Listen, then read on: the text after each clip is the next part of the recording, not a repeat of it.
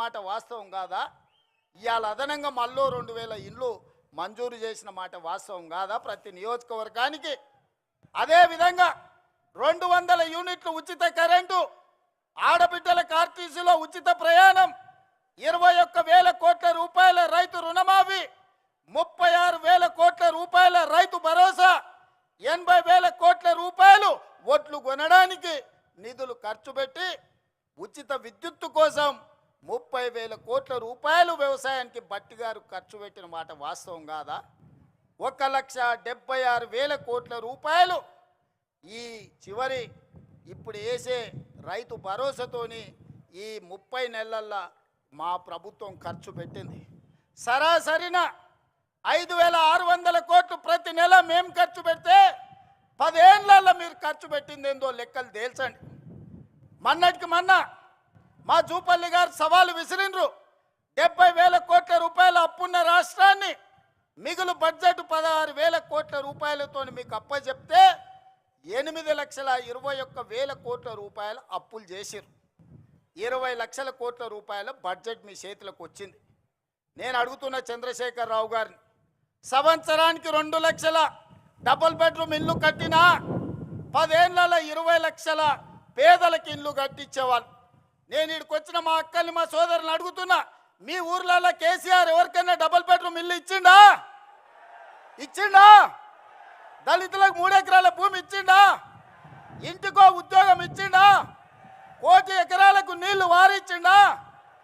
1,00,000 కోట్లు పెట్టి కట్టిన కాళేశ్వరం 3 ఏళ్లలో కూలేశ్వరం అయ్యింది.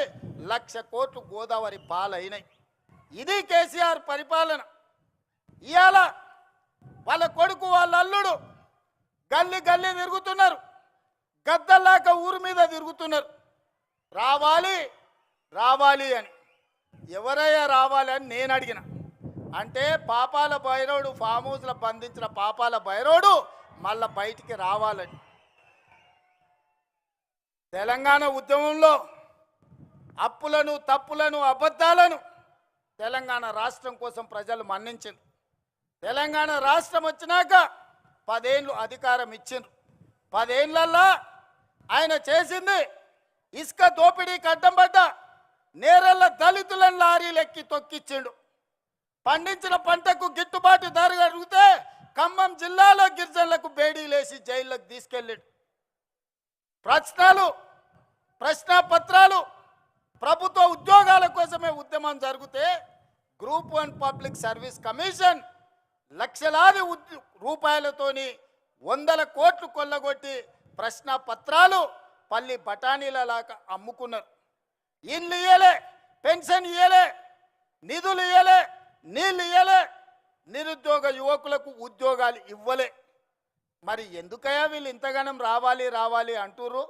ఒక్కసారి మా సోదరులను ఆలోచన చేయమని అడుగుతున్నా. ఎందుకంటే అల్లుని మంత్రి చేసిండు, కొడుకుని మంత్రి చేసిండు, బిడ్డని ఎంపీని చేసిండు, ఓడితే ఎమ్మెల్సీ చేసిండు.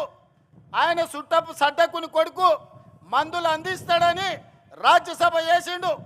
వాళ్ళ చుట్టాలను దయాకర్రావును, వినోదరావును, కృష్ణారావును కావాల్సిన వాళ్ళందరినీ మంత్రులను చేసిండు. ఓడిపోతే ప్రభుత్వ సలహాదారులను చేసిండు. అందుకే వాళ్ళు తాపత్రపడుతురా, గుండెలు బాదుకుంటున్నారు, రావాలి రావాలి మా పాపాల భైరవుడు రావాలి అని.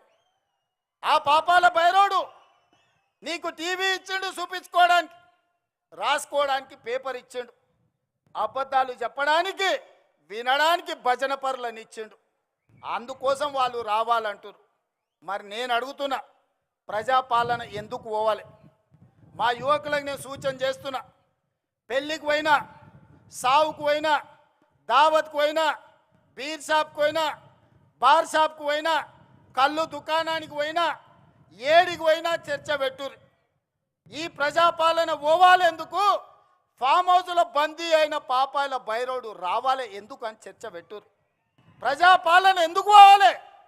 రేషన్ కార్డు ఇచ్చినందుకు పోవాలనా? సన్నబియ్యం పెట్టినందుకు పోవాలనా? ఇందిరమ్మ ఇల్లు ఇచ్చినందుకు పోవాలనా? ఉచిత కరెంట్ ఇచ్చినందుకు పోవాలనా? రైతు రుణమాఫీ చేసినందుకు పోవాలనా? రైతు భరోసా చేసినందుకు పోవాలనా?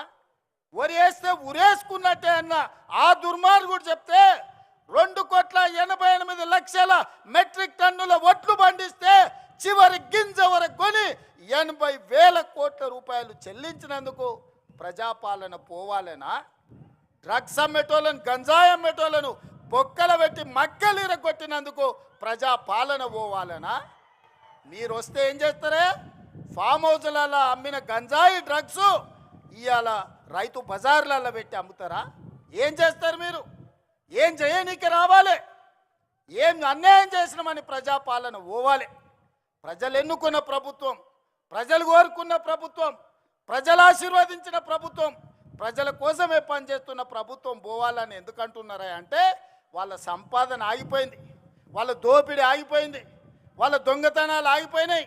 వాళ్ళతో పాటు దోపిడీ చేసిన అధికారులను నిన్న మొన్న ఒక్కనొక్కరిని చూస్తే 100, 200, 300 కోట్ల రూపాయలు సంపాదించిన వాళ్ళు ఇవాళ ఏసీ బోలకు పట్టుబడుతున్నారు. ఎక్కడదా ఈ సొమ్ము? ప్రజలను దోసుకున్నది కాదా? గజ్వేల్ ఎర్రవల్లిలో 1000 ఎకరాల ఫామ్ హౌస్ ఎక్కడి నుంచి వచ్చింది? నీ తాతలు ముత్తాతలు ఇచ్చిందా? 4 కోట్ల తెలంగాణ ప్రజలని దోసుకున్నదా? నీ కొడుకు జన్వాడల 100 ఎకరాల ఫామ్ హౌస్ వచ్చింది. నీ అల్లుడు హరీష్ రావుకు 50 ఎకరాలు మోయినాబాద్ల ఫామ్ హౌస్ వచ్చింది. నీ బిడ్డ కల్వకుంట్ల కవితకు శంకర్పల్లిల 25 ఎకరాల ఫామ్ హౌస్ వచ్చింది. నీ సడ్డకుని కొడుకు సంతోష్రావు లెక్కలైతే ఇక చెప్పేటట్టనే లేదు. ఎక్కడికి వెళ్ళి వచ్చినాయి 10 ఏళ్ళల్లో? ఎక్కడివి ఆస్తులు? ఏడ సంపాదించారు? ఏం వ్యాపారం చేసిర్రు? ఎక్కడి నుంచి వచ్చిన ఈ సంపద, ఈ వజ్ర వైదూర్యాలు, ఈ బెంజు కార్లు ఎక్కడి నుంచి వచ్చినాయి? తెలంగాణ అప్పుల పాలైంది. రైతులు ఆత్మహత్యలు చేసుకుంటున్నారు. నిరుద్యోగ యువకులకు ఉద్యోగాలు రాలేదు. మా ఆడబిడ్డలు బతుకమ్మ చీరలు ఇస్తే కూడా అందులో కమిషన్లు కొడితే ఆ చీరలు తీసుకుపోయి పొలాల కాడ పిట్టలను బెదిరియనికే కట్టే పరిస్థితి. దుర్మార్గుడా, నీచుడా, బతుకమ్మ చీరలు ఆడబిడ్డలకి ఇచ్చే చీరలు కూడా వదలలేదు నీ దోపిడీకి. అందుకోసం నువ్వు రావాలనా? నువ్వు రాష్ట్రాన్ని 8,21,000 కోట్ల రూపాయల అప్పుల పాలు చేసినావు కదా. మరి మీరు 1,00,000 కోట్ల అధిపతులు ఎట్లా ఇరో లెక్క చెప్పమని నేను అడుగుతున్నా. అడగమని మా సోదరులను అడుగుతున్నా. మా జంజీ పిల్లల్ని నేను చెప్తున్నా. మీరు ఆలోచన చేయండి. 10 ఏళ్లలో 1,00,000 కోట్లు కేసీఆర్ ఎట్లా సంపాదించిండు?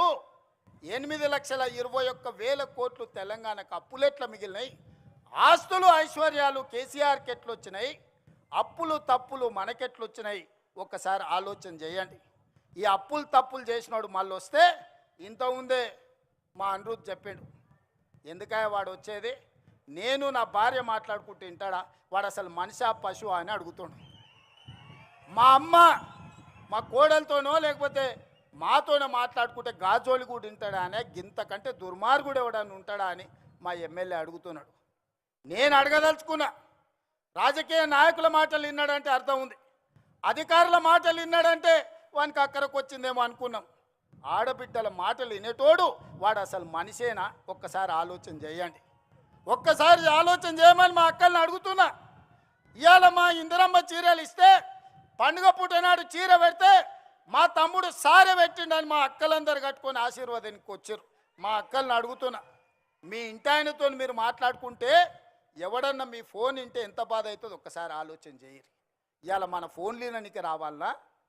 ఎందుకు రావాలి? ఆయన ఉద్యోగం ఇచ్చిర్రు కదా ఎమ్మెల్యేగా, అసెంబ్లీకి మాత్రం రాడంట, ప్రజల తరఫున మాట్లాడాడంట, ప్రజా సమస్యల గురించి ప్రస్తావించాడంట. అధికారంలోకి వస్తే మాత్రం దోసుకోవడానికి వస్తాడంట, దొంగతనం చేయడానికి వస్తాడంట. అందుకే నేను మొన్న చెప్పినా ఇవాళ చెప్తున్నా, అరుంధతి సినిమాలో పశుపతిని ఎట్లయితే బూత్ బంగళాలో బంధించిన గొలుసులు పెట్టి ఈ పాపాల బైరోడుని ఫామ్ హౌస్లో 4 కోట్ల తెలంగాణ ప్రజలు గొలుసులేసి కట్టేసిండ్రు. అక్కడే కుంగి కృషించి పోవాలి తప్ప అధికారం అనేది మీకు కలలో మాట. ఏదైనా ఉందంటే అది మీకు గతమే, ఇక మీకు భవిష్యత్తు లేదు. మీ భవిష్యత్తు శాశ్వతంగా ముగింపు పలికినరు తెలంగాణ ప్రజలు. అందుకే మిత్రులారా, చివరగా మా మిర్జిల్ మిత్రులకు ఒక్క మాట చెప్పదలుచుకున్నా. నేను